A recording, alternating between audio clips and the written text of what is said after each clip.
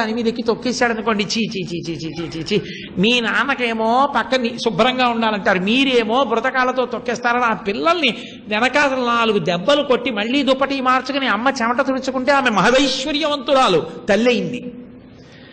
ఆ పిల్లలు తొక్కని పక్కింట్లో ఉందనుకోండి, ఆమెకి బరువు అయిపోతుంది కొంతకాలానికి. ఏమిటో ఇంట్లో అమ్మ అనేవాడు లేడు, నాన్న అనేవాడు లేడు. కనబడ్డ ప్రతి చెట్టు పుట్ట గుడి పెద్దవాళ్ళని పట్టుకుని ఏడుస్తుంది.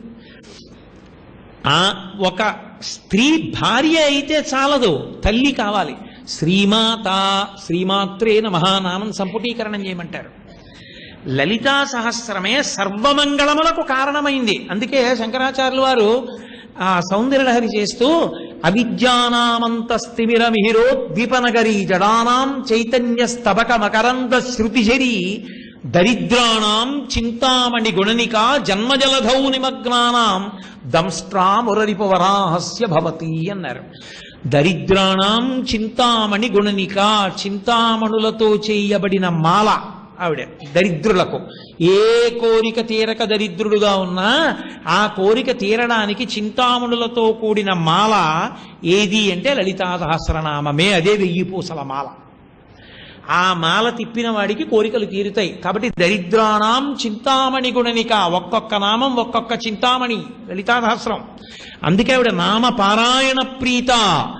నామములతో పూజ చెయ్యడం కన్నా నామములను మీరు బాగా పారాయణ చేసినా కూడా ఆవిడ ఎక్కువ సంతోషిస్తుంది. అందుకే విశేష ఫలానికి ఏం చేస్తుంటారంటే అష్టోత్తరంతో కుంకుమార్చన చేసి అందరూ కలిసి సహస్రం పారాయణ చేస్తారు అలాగే కూర్చొని. అప్పుడు 2 జరుగుతాయి, అర్చన జరుగుతుంది, పారాయణ జరుగుతుంది. ఇన్ని కంఠాలతో ఏకకాల పారాయణకి ఆవిడ బహుప్రసన్నులవుతుంది. నామ పారాయణ ప్రీత.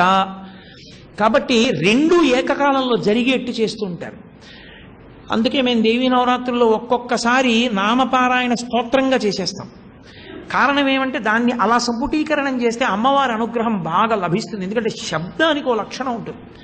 అది మీరు పైకి చదువుతున్నప్పుడు అందంగా చదువుతున్నారనుకోండి, ఇన్ని కంఠాలు కలిసి ఆ శబ్దంగా వ్యాప్తి చెందితే శబ్ద బ్రహ్మమయీ చరాచరమయీ జ్యోతిర్మయీ వాంగ్మయీ, అమ్మవారే శబ్ద తరంగాలుగా అంతటా వ్యాప్తి చెందుతుంది.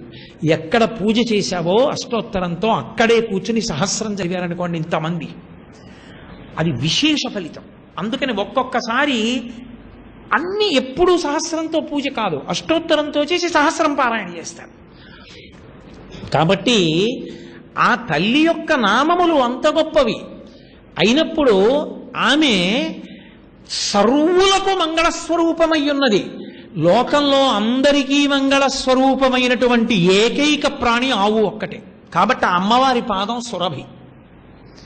3 అశోక వృక్షాన్ని తన్నినటువంటి అమ్మవారి పాదానికి సువాసన వచ్చింది. అమ్మవారి పాదములకు సువాసన వచ్చింది అనేటటువంటి మాట, సువాసన శరీరమంతా అన్వయమైన ఏకైక ప్రాణి మళ్ళీ సురభి, గోవు. ఎందుకని? మీకు 84 లక్షల జీవరాశులు ఉన్నాయి ఈ ప్రపంచంలో.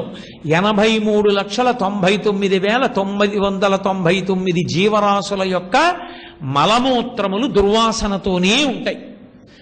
మలమూత్రములు దుర్వాసన లేకుండా సువాసనతో ఉండేటటువంటిది ఒక్క ఆవు మాత్రమే. పైగా మీరు ఆవుని ఇలా చేత్తో రాసి వాసన చూడండి, సువాసన వస్తుంది.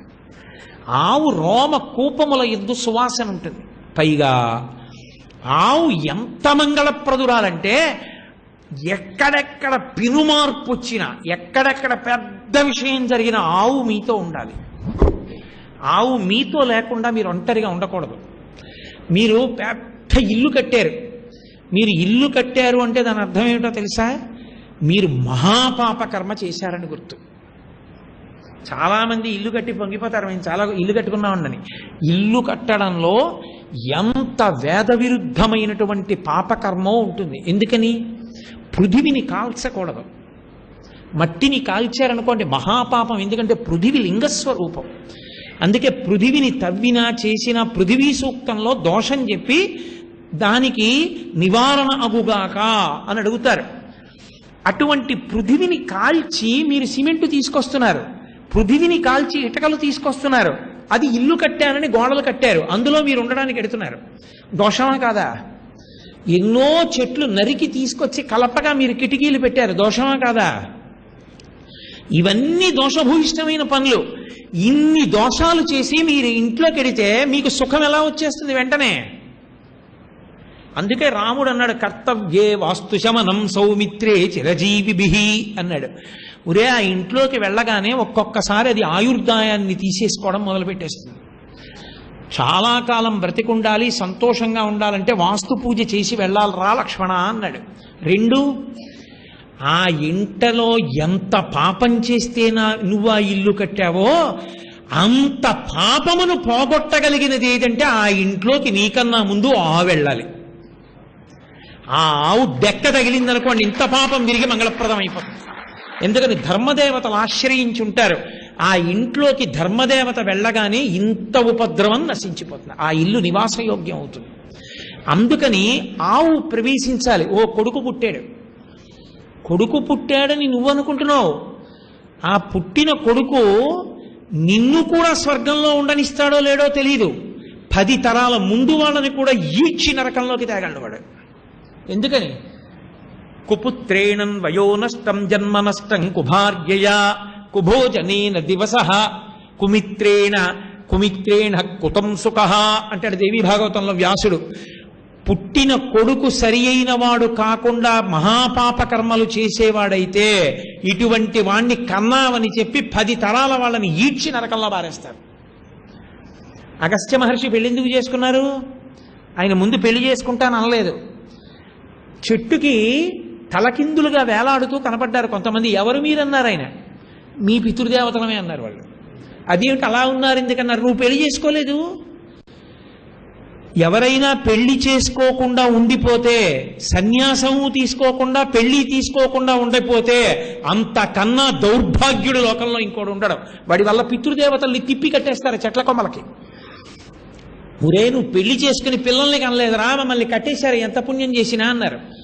నాన్నగారు నాకు తగిన కన్యని వెతుక్కుని చేసుకుంటానని అప్పుడు విదర్భరాజుకు వరమిచ్చి లోపాముద్ర పుట్టేటట్టు చేసి ఆ లోపాముద్రని తాను స్వీకరించి కొడుకుని కన్నాడు. కాబట్టి ధర్మమే లోకంలో. నువ్వు ఏదో వేదాంతం చెప్తానో వైరాగ్యం చెప్తానని చెప్పి నువ్వు సన్యాసము పుచ్చుకోకుండా పెళ్లి చేసుకోకుండా కూర్చుంటానంటే చల్లదు. శాస్త్రం శంసనాత్ శాసనాత్ ఇది శాస్త్రం. కుండ బద్దలు కొట్టి చెప్తుంది. అలాంటి కొడుకు పుట్టాడు, వాడి వల్ల వంశం భ్రష్టమైపోకుండా ఉండాలంటే కొడుకు పుట్టగానే దానం చేయాలి గోవుని. అందుకే కారాగారంలో ఉన్నాడు వసుదేవుడు. కారాగారంలో ఉన్న వసుదేవుడు కొడుకు పుట్టాడు కృష్ణ పరమాత్మ. స్నానము చేయక రామిని ఆనంద రసాగ్ని మగ్గునుండై దేనువులను 10,000 మానసికముగా విప్రులకును ధారపోసే మరి ఇచ్చుటకున్నారు పోతన గారు. స్నానం చేయడానికి లేదు, సంఖ్యలేసి ఉన్నాయి. కొడుకు పుడితే స్నానం చేయాలి. స్నానం చెయ్యలేకపోయాడు కాబట్టి మానసికంగా స్నానం చేసి మానసికంగా 10,000 గోవుల్ని దానం చేశాడు. మహానుభావుడు నందుడు కొడుకు పుట్టాడని అన్ని గోవుల్ని దానం చేశాడని చేతకాక చెప్పారా?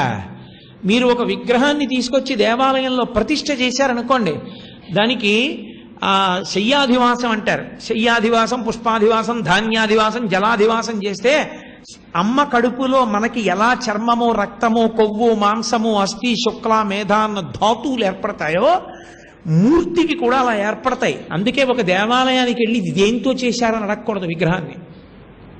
అది ప్రాణప్రతిష్ఠ జరిగింది, దానికి ఆకలి ఉంటుంది. అందుకే ఆ స్వామి శిల్పిని మీరు పిలిచి ఈ కంటి దగ్గర చిన్న బొడి పొండిపోయింది ఉలి తెచ్చి కొట్టేయి అన్నారనుకోండి, బుద్ధుందా లేదా? వాడు ఈశ్వరుడు. ఇంతకు ముందు నేను వాడి మీదే కూర్చుని చెక్కా, ఇప్పుడు నేను ఇక చెక్కను, తప్పు అంటాడు. అలా బొడిపుంటే ఉండని అంటాడు. ప్రాణప్రతిష్ఠ అయిపోయిన తర్వాత ఆయన ఈశ్వరుడు. ప్రాణప్రతిష్ఠ జరిగినటువంటి ఈశ్వరుడికి ఉండేటటువంటి ఆకలి అపారంగా ఉంటుంది. అప్పుడు ఆయన కన్నులు విప్పితే ఎవరూ తట్టుకోలేరు. కాబట్టి ఎదురుగుండా ఎవరు నిలబడకండి అంటారు. దాన్ని తట్టుకోగలిగిన ఏకైక ప్రాణి ఈ లోకంలో గోవు ఒక్కటే. ఆ ఒకటే తట్టుకుంటుంది. అందుకని ఆవును తీసుకెళ్లి ఎదురుగుండా నించోపెడతారు నేత్ర నిమీలనం చేసినప్పుడు.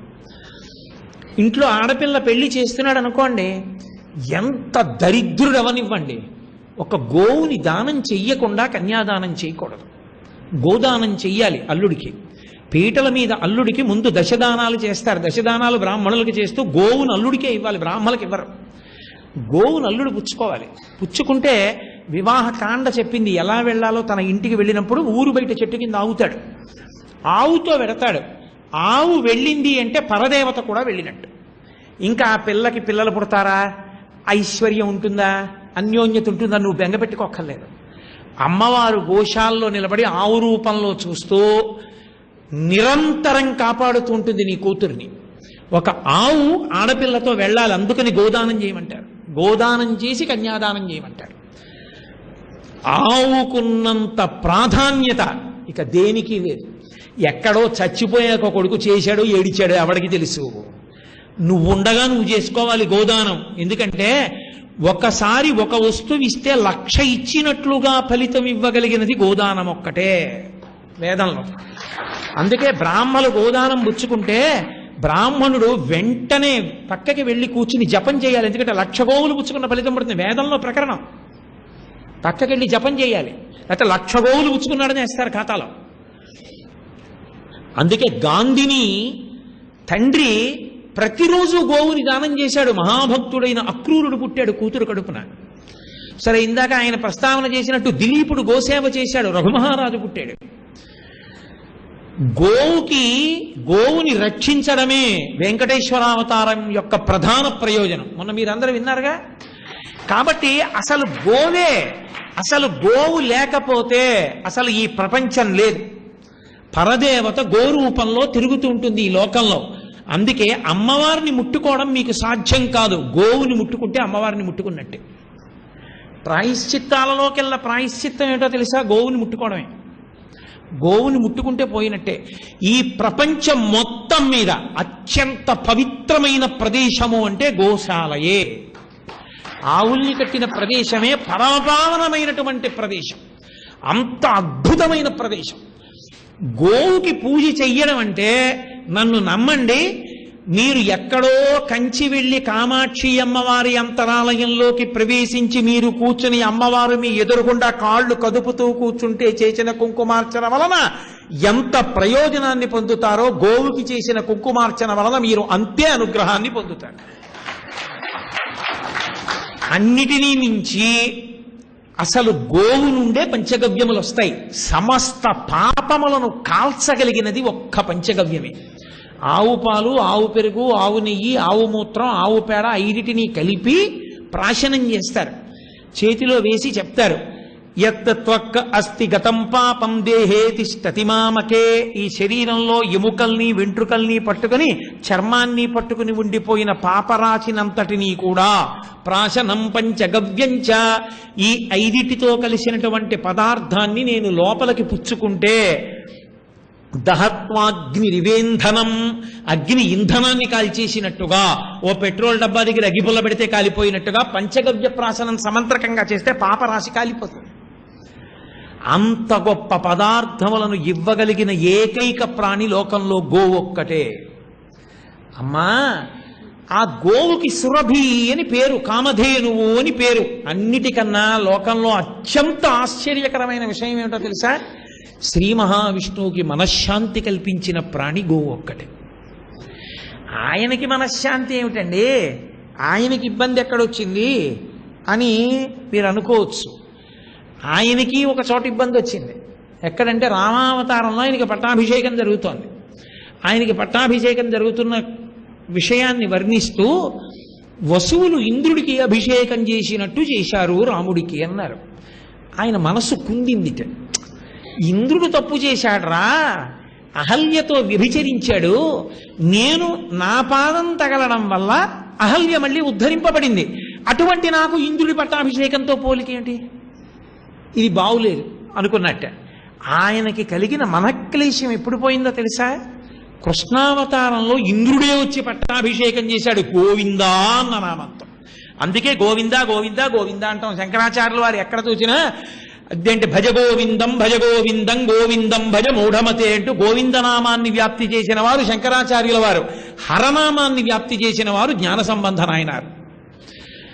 ఎవ్వరికీ లేనటువంటి స్థితి ఉన్న ఒకే ఒక్క మహాపురుషుడు శంకర భగవత్పాదులు.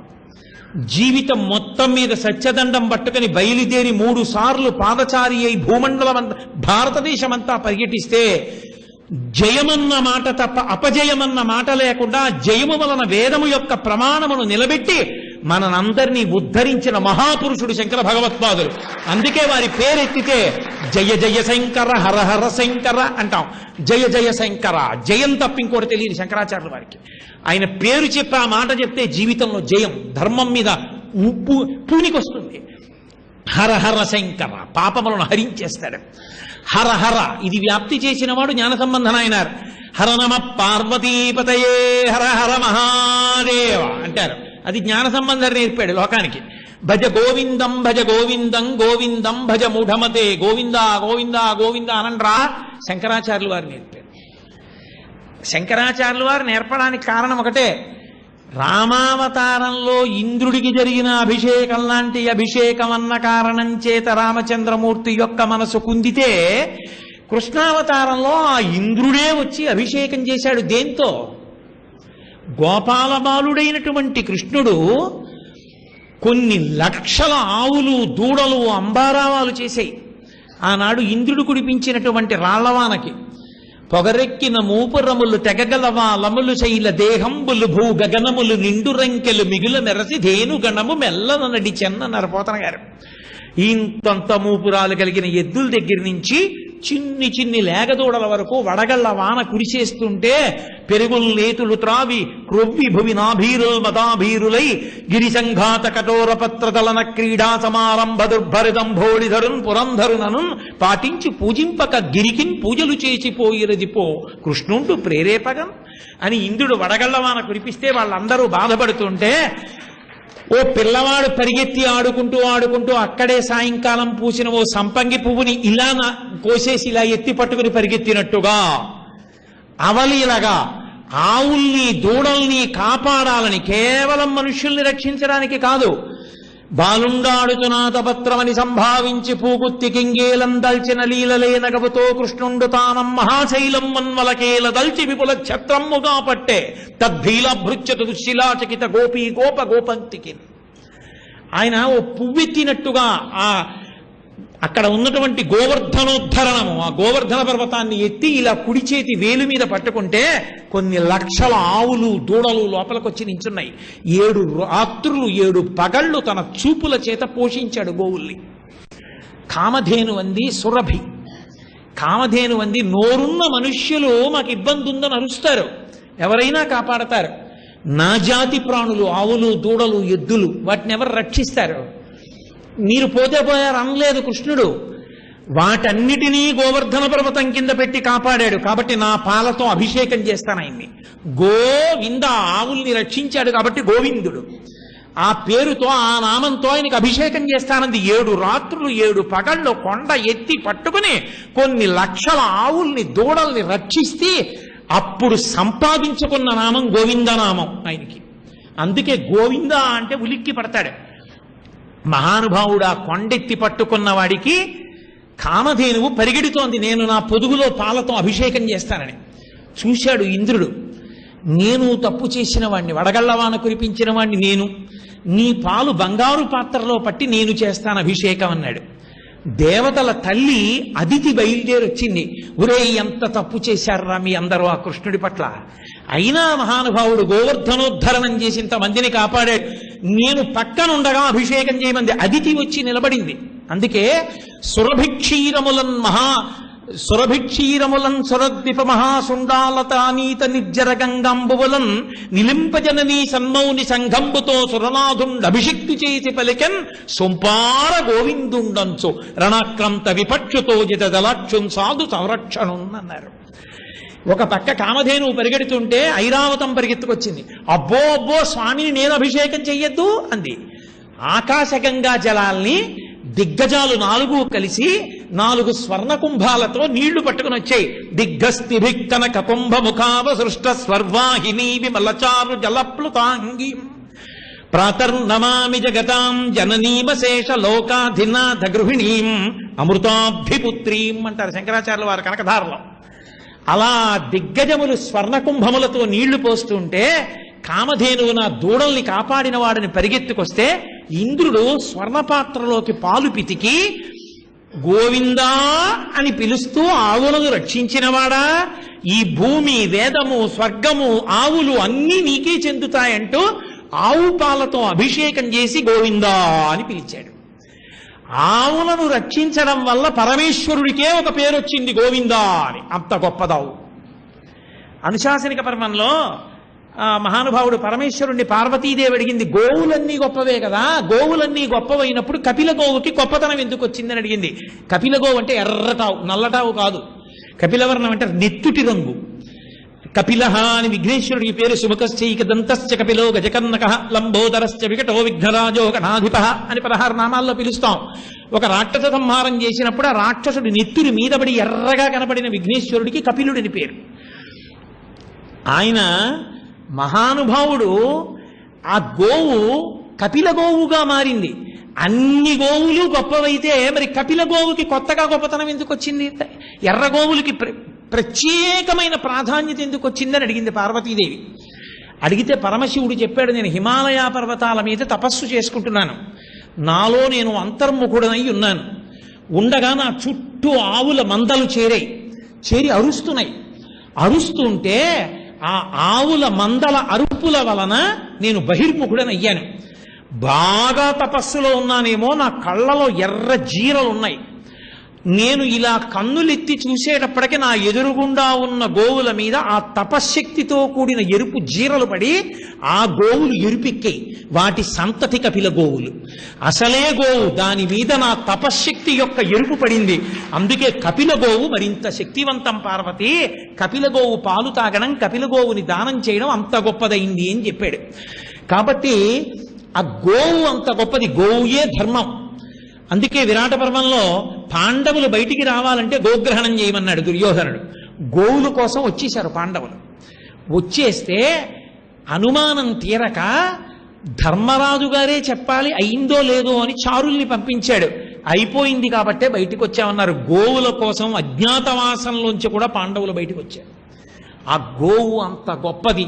అందుకే యద్గృహే దుఃఖితా గావః సయాతి నరకన్నరః అంటూ వేదవ్యాసుడు స్కాంద పురాణంలో గోమహిమ అని ఒక స్తోత్రాన్ని రచన చేశాడు. అది ప్రతి వాళ్ళు చదువుకోవాలి. మేము ఇప్పటికీ కాకినాడ అయ్యప్ప స్వామి దేవస్థానంలో గోపూజ చేస్తే అందరికీ ఆ కాగితాలు ఇస్తారు. అవన్నీ పట్టుకుని అందరూ కలిసి చదువుతారు ఆ స్తోత్రం. ఆ గోస్తోత్రాన్ని చదవాలి. అందులో అడుగుతారు, ఎప్పుడూ నా ముందు, నా వెనక, నా పక్కలా గోవులుండుగాక అని అడుగుతారు. గోవు అంటే పీఠాధిపతులందరికీ కూడా ప్రాణం. ఆ గోవుని రక్షించుకోవడానికి ప్రాణాలు కూడా ఒడ్డేస్తారు. చంద్రశేఖర భారతీ స్వామి వారు శృంగగిరి పీఠానికి మహానుభావుడు ఆధ్యక్షం వహించారు. ఆయన పీఠాధిపతిగా ఉన్న రోజుల్లో శారద దేవాలయంలోకి పూజ కోసం వెడుతుంటే ఒక ఆవు వచ్చి పడుకుంటే శిష్యులు దాన్ని లేపబోయారు. గోపూజయే శారద పూజ, పీట వేయండి అని పీట వేసుకుని పూజ అంతా ఆవుకి చేసి వెళ్ళిపోయారు. ఆయన గోవుకి పూజ చేయడం, గోవుకి నమస్కారం చేయడం, గోవుకి దండం పెట్టడం అంటే పరదేవతకి నమస్కరించుటయే. చాతుర్వర్ణములకు ఆశ్రమముల యందు అధికార భేదం ఉంటుంది. అందరూ అన్ని చెయ్యలేరు.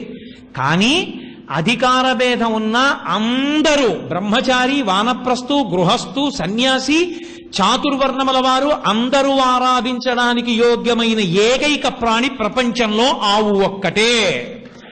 అంత గొప్పది గోవు. అమ్మా, ఆ గోవు ఎక్కడో లేదమ్మా. ఆ గోవుకి సురభి అని పేరు. ఆ సురభి అంటే సువాసనలతో ఉంటుంది. గోవు మలమూత్రముల నుండి సువాసన. నీ పాదము సువాసన, నువ్వు సువాసన. ఆ గోవుని చూస్తే చాలు పరమమంగళ దర్శనం. ఆ గోవు పృష్ఠభాగమునందు లక్ష్మి ఆవాహన అయి ఉంటుంది. లక్ష్మికి 5 స్థానాలు. 1 తామర పువ్వు, 2 మారేడు దళం యొక్క ఈనెలుండేటటువంటి ప్రదేశం, 3 సువాసిని యొక్క పాపట ప్రారంభ స్థానమునందు పెట్టుకున్నటువంటి సింధూరము, 4 గోవు యొక్క వెనకతట్టు, 5 ఏనుగు యొక్క కుంభస్థలము. కాబట్టి వెనకతట్టు యందు లక్ష్మీదేవి యొక్క స్థానం కాబట్టి మంగళప్రదమైనటువంటి దర్శనం. ఆ గోవు ఏ కోర్కెలైనా తీర్చగలదు. అమ్మా, సురభి అంటే గోవు. గోవుకి ఏ లక్షణాలు ఉన్నాయో అవన్నీ నీ పాదానికి ఉన్నాయి. అమ్మా, గోవు సురభి అంటే కామధేనువు ఆవే కాదమ్మా, నీ పాదం కూడా ఆవే అన్నారు. కాబట్టి తల్లి త్రిధాదత్తే వార్తాం, 3 రకాలైనటువంటి లక్షణముల చేత గోవు లోకంలో ఎంత గొప్పదో నీ పాదం అంత గొప్పది. త్రిధాదత్తే వార్తాం సురభిరితి పాదో గిరిసుతే. ఓ గిరిసుత, ఓ కామాక్షి, ఓ పార్వతి, అమ్మా నీ పాదమే గోవు. కాబట్టి గోపూజ ఎంత గొప్పదో నీ పాద పూజ అంత గొప్పది. నీ పాద దర్శనము గోదర్శనము, గోపూజ నీ పూజ, నీ పూజ గోపూజ, మీ ఇద్దరు అవినాభావం, మీ ఇద్దరు మారుపేర్లు. అందుకని సురభి అన్నమాట కామధేనువు కాదు, నీకు అన్వయం అయిందని గోవు ప్రాశస్త్యాన్ని చెప్తూ అత్యద్భుతమైన శ్లోకరచన చేశారు. గోశాల అంటే అద్భుతంగా నిర్వహింపబడేటటువంటి గోశాలలో ఒకటి. మీరందరూ పొంగిపోవలసింది గుంటూరులో ఉన్నటువంటి శారదా పరమేశ్వరి దేవస్థానంలో గోశాల. దాని మీద ఈగ కూడా వాలకుండా తెరలు కట్టి సీలింగ్ ఫ్యాన్స్ వేసి మీరు లోపలికెళ్ళి ఒకసారి చూడండి. ఎంత సువాసనో అసలు లోపల నుంచి. దాని అసలు గోవు యొక్క మూత్రము మలము పడిన చోట పుట్టినటువంటి దర్భలతో యజ్ఞం చేస్తే దేవతలు వెంటనే పలుకుతారని చెప్పింది వేదం. అంత గొప్పది ఆ గోశాల ప్రవేశం. గోవులకి ప్రదక్షిణం చేయడం చాలు. ప్రపంచంలో అన్నిటికన్నా భయంకరమైన దోషం ఏమిటో తెలుసా? ఒక్కొక్క చోట చూడండి, ఎంత వయసు వచ్చినా పిల్లలకి ఆ తెలివితేటలు ఉండవు, చొంగ కారుస్తూ అలాగే ఉంటారు, అమాయకంగా ఉంటారు. వాళ్ళకి మెచ్యూరిటీ రాలేదండి అంటారు, ఏమి గ్రహించలేదు, బుద్ధి జాడ్యంగా ఉంటారు. అలా ఉండడానికి కారణం ఏమిటో తెలుసా? ఇంటి ముందో ఎక్కడో వెళ్ళిపోతున్న గోవుని నిష్కారణంగా వీపు బద్దలైపోయేటట్టు చేతితో కొట్టడం, కర్రతో కొట్టడం.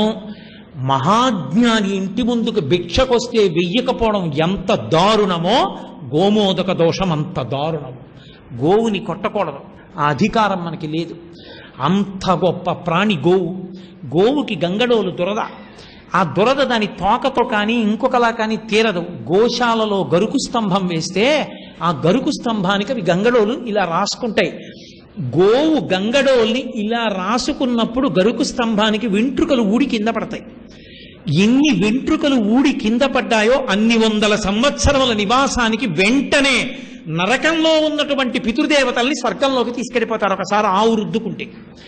అందుకే ఇంట్లో ఎవరైనా శరీరం విడిచిపెడితే గోశాలలో గరుకు స్తంభం వేయిస్తారు వాళ్ళ పేరు మీద. అంత గొప్పది గోవు. గోవు గోక్కుంటే చాలంత ఫలితం. అటువంటి సర్వోత్కృష్టమైన ప్రాణి ఆ సురభి ఎటువంటిదో అమ్మా నీ పాదం అటువంటిదని మహానుభావుడు మూకశంకరులు అద్భుతమైనటువంటి స్తోత్రం చేశారు. మన భాగ్య విశేషం ఏమిటంటే నేను ఇవాళ ఈ శ్లోకంలో అన్వయం చేసిన చాలా విషయాలే రేపు జరగబోతున్నాయి. రేపు ఇక్కడ సువాసినులు కుంకుమార్చన చేస్తూ ఉంటే పరదేవతాస్వరూపమైనటువంటి గోవుని తీసుకొచ్చి అక్కడ పెట్టి ఆ గోవుకి కూడా ఏకకాలంలో కుంకుమార్చన జరుగుతుంది. ఇక్కడ అమ్మవారికి జరుగుతుంది, ఇక్కడ సువాసినికి జరుగుతుంది, అక్కడ సువాసినులు చేస్తారు. అంటే ఏకకాలములో ఈ ప్రాంగణమంతా పరదేవతా పూజలతో, పరదేవత యొక్క నామంతో, పరదేవతా వైభవంతో నిండిపోతుంది. అటువంటి చోట కూర్చుని చెయ్యడం, వినడం, చూడడం అదృష్టహేతువులు. కాబట్టి చక్కగా మీ అందరూ దాన్ని సద్వినియోగం చేసుకుని రేపటి రోజు కార్యక్రమమునందు పాల్గొని కృతకృత్యులగుదురుగాక అని సమాశ్వాసిస్తూ ఇతర వివరాలను హరిప్రసాద్ గారు చెప్తారు. ఇవాళ ఒక్క శ్లోకం అనుకోకండి. ఏకశబ్ద సమ్యజ్ఞాత సృష్ట ప్రయుక్త స్వర్గే లోకే కామదుగ్భవతి. ఎంత చెప్పాం కాదు, ఎంత ప్రయోజనం జరిగిందన్నది ప్రధానం. రేపు సాయంకాలం కలుసుకున్నప్పుడు మళ్ళీ ఇంకొక శ్లోకం అమ్మవారేది పలికిస్తే అది. మంగళాశాసనపరై మదాచార్య పురోగమై సర్వైశ్చ పూర్వైరాచార్యై సత్కృతాయాస్తు మంగళం. మంగళం కోసలేంద్రాయ మహనీయ గుణాత్మనే చక్రవర్తి తనూజాయ సర్వభౌమాయ మంగళం.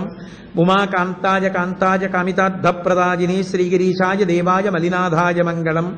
కరచరణకృతం వా కర్మవాక్కాయజం వా శ్రవణనైనజం వా మానసం వా పరాధం విహితం వా సర్వమేత్తక్షమస్వా శివ శివ కరుణాబ్ధే శ్రీ మహాదేవ శంభో. సర్వం శ్రీ ఉమామహేశ్వర పరబ్రహ్మార్పణమస్తు. స్వస్తి. ఓ పని చేద్దాం, 9:30 దుర్ముహూర్తం వర్జ్యం లేవనుకుంటాను. ప్రారంభం చేసి చక్కగా అష్టోత్తరంతో చేయించి సహస్రం పారాయణ చేయిద్దాం. పుస్తకాలు తెచ్చుకోమని చెప్పండి. అష్టోత్తరంతో పూజ చేస్తారు, సహస్రం పారాయణ చేస్తారు. చక్కగా సువాసిని పూజ అందుకునే తల్లి చేతిలో చెరుకు కర్ర పట్టుకుని మంగళధ్వనితో వేదిక మీదకి వస్తారు.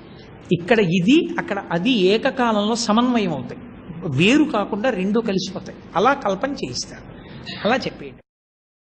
మనం ఎంతటి అదృష్టవంతులమో